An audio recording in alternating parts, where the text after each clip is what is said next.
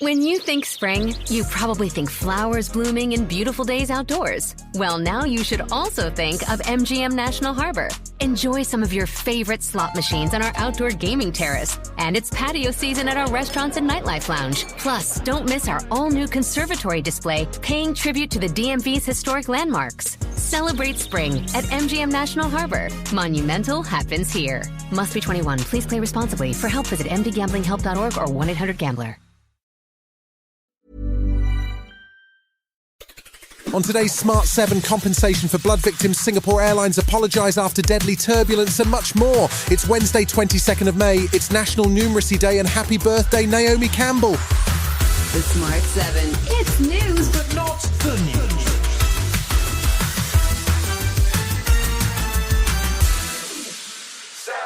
After Monday's publication of the inquiry into the infected blood scandal, the government followed up with details on Tuesday of a proposed compensation package for victims. They suggest that those affected could receive payment of more than £2 million each, with an initial payment of £210,000 to be paid over the summer.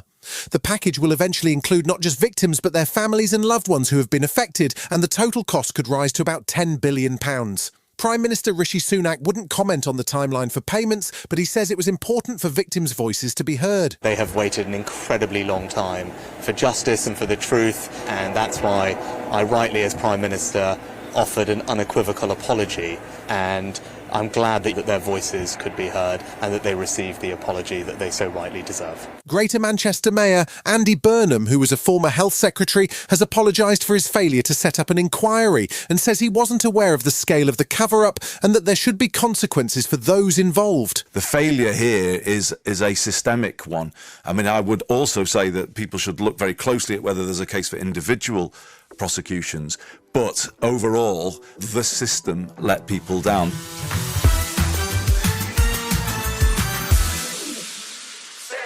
The United Nations had to suspend food distribution in Rafah on Tuesday because of lack of supplies and an unsafe situation for aid workers. No aid has arrived via the new US-built pier either, after raids on aid trucks meant security has had to be re-evaluated. Meanwhile, there was further reaction to the International Criminal Court's plan to issue warrants for both senior Hamas figures and the Israeli Defense Minister and Prime Minister. US President Biden says the intervention by the ICC is not helpful. Whatever these warrants may imply, there is no equivalence between Israel and Hamas. Contrary to allegations against Israel made by the International Court of Justice, what's happening is not genocide. Benjamin Netanyahu also spoke out on Tuesday, framing the warrants in an unusual historical context. It's a rogue prosecutor who's out to demonize the one and only Jewish state, is equating Israel's democratically elected leaders with the terrorist tyrants of Hamas. That's like saying, well, I'm issuing arrest warrants for George Bush, but also for Osama bin Laden.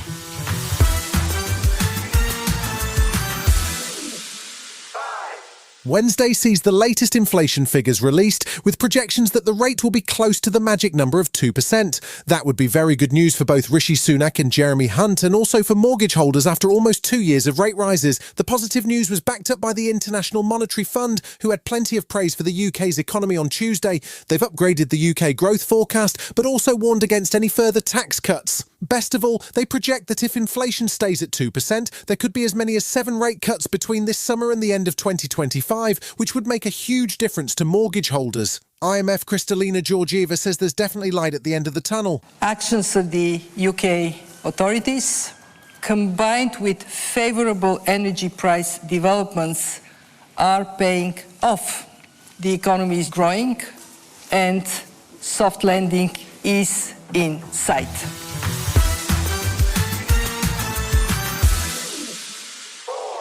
A 73-year-old British passenger died on Tuesday as a Singapore Airlines flight from London to Singapore hit a pocket of extreme turbulence. The man, who was on his way to Australia with his wife for a holiday, is believed to have had a heart attack after the plane dropped about 6,000 feet in a period of 3 minutes. Photos and videos show chaos in the cabin, and 7 passengers are in critical condition with head injuries, while more than 20 others are also being treated. The incident occurred during meal service, and it appears the injured passengers had unfastened their seatbelts. Singapore Airlines has apologised for the traumatic experience. The plane had to divert to Bangkok's Suvarnabhumi Airport, where the general manager Kittipong Kittikachorn spoke to the press. It was chaotic.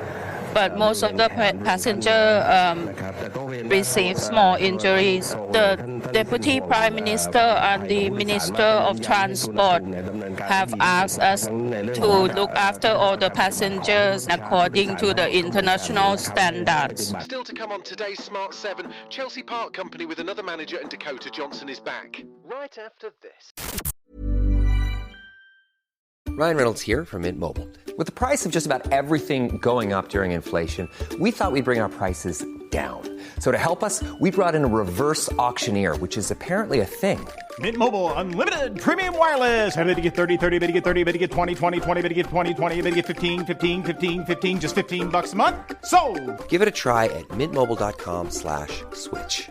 $45 up front for 3 months plus taxes and fees. Promo rate for new customers for limited time. Unlimited more than 40 gigabytes per month. Slows full terms at mintmobile.com. Welcome back. The Premier League is over and so is Mauricio Pochettino's time at Chelsea. He and the club have parted ways by mutual consent, even though he was only 1 year into a 2-year contract. It's going to be a busy summer for sport, with the Euros up next, as England face Serbia in their opening match in Germany on June 16th.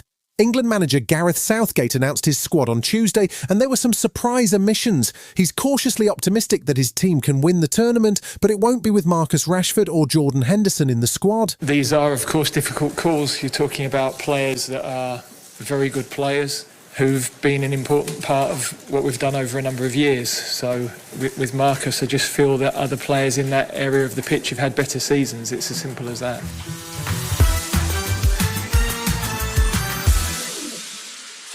Actress Sarah Paulson has just picked up a Tony nomination for her current role on Broadway in the play Appropriate. She plays Tony Lafayette, who returns along with her siblings to the family home in Arkansas to sort out her departed father's estate, and it's been getting rave reviews. She popped up on Stephen Colbert's Late Show to chat about the darkly comic drama and share a story about her brief career before she became an actress. I did wait tables for a hot second, and I got an order for chicken parmesan, and I couldn't spell it, and so I quit.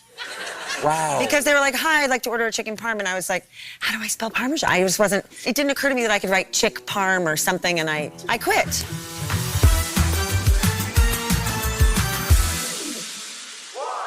There's a new Dakota Johnson movie on the way. No, wait, it's a good one. You may still be scarred by the terrible press tour and reviews for Johnson's Marvel outing Madame Web, which it seems will live on in memes for years to come. But her new movie, called Am I OK?, has already had a warm critical reception when it premiered at Sundance in 2022. It's just taken a while to come out. It tells a real-life story of a woman in her early 30s coming to terms with her sexuality, and Dakota Johnson is charming and funny in the role. It's due to hit Max on June 6th. But I'm not meant to be happy. There's no timeline to figuring it out.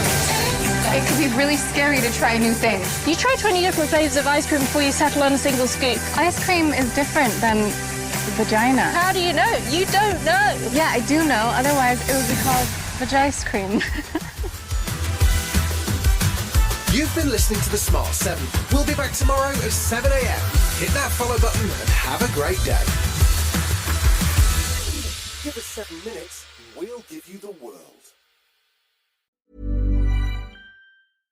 It only takes a moment to start the Lexus ES from your smartwatch, which is the same amount of time it takes to cement your status as unforgettable. With features like the available 12.3-inch touchscreen display to the spirited V6 engine, the Lexus ES makes every second count. Lease the 2024 ES350 for $529 a month for 36 months with $39.99 due at signing. Experience amazing at your Lexus dealer. Call 1-800-USA-LEXUS for important lease offer and pricing details. Not all customers will qualify. Offer available in the Eastern area only and ends June 3rd, 2024.